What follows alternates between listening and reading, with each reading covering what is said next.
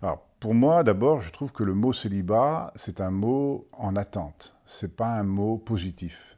Quand on dit qu'on est célibataire, ça veut dire qu'on est en attente d'autre chose, ou qu'on est libre pour faire des choses, ou pour attendre quelqu'un, ou pour donner un sens. Le vrai sens du mot célibat, pour moi, il n'est pas dans le célibat. Il est dans le sens qu'on donne au célibat. Et nous, les prêtres, nous avons aussi un sens à donner à notre célibat, et le sens de ce célibat, c'est le mot consécration.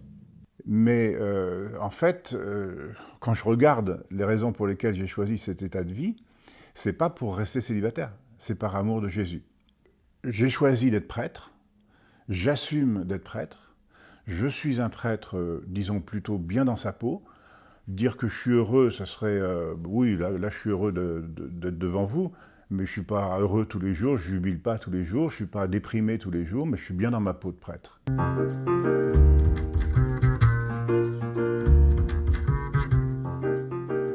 Tous ne vont pas comprendre cette parole, mais seulement ceux-là à qui cela est donné. Il y a des gens qui ne se marient pas, car de naissance, ils en sont incapables. Il y en a d'autres qui ne peuvent pas se marier parce qu'ils ont été mutilés par les hommes, et il y en a qui ont choisi de ne pas se marier à cause du royaume des cieux. Et je pense que qu'une certaine fragilité du sens du célibat déconsacré vient peut-être du fait que nous nous appuyons, ou ils peuvent s'appuyer trop sur « j'ai donné ça à Jésus », et non pas sur le « Jésus m'a donné ça ». Il ne faut pas que le célibat que je choisis soit une solitude. Ou s'il est une solitude, il est une solitude spirituelle pour vivre quelque chose avec mon Dieu qui me donne de le vivre. Et donc pour moi, ce célibat est un don non pas naturel, mais surnaturel. Et c'est comme ça que je l'ai reçu dans ma vie et que je l'assume dans la fragilité de mon état de vie. Et Jésus a assumé un état de célibataire consacré.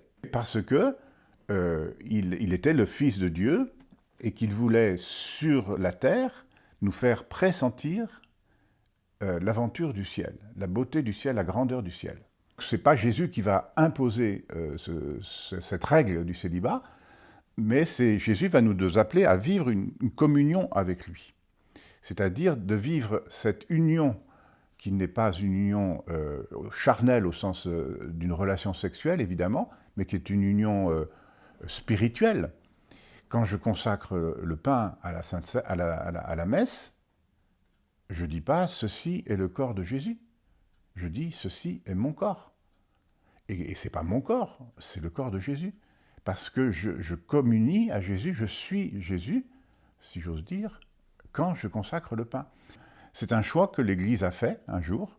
Les pasteurs qui aiment beaucoup Jésus dans l'Église protestante n'ont pas fait ce choix-là, ou permettent en tout cas aux pasteurs de se marier. Et donc, ce choix-là, si moi je veux le vivre au XXIe siècle, dans la condition sociale dans laquelle on est, avec toutes les provocations, avec le zapping affectif qu'il y a, eh bien, il faut que j'assume aussi un amour de l'Église qui est comme ma mère et qui m'enfante à une vie qui est bonne pour moi. Si je ne l'ai pas pensée bonne au moment de ma vocation, je ne vais pas la penser bonne aujourd'hui.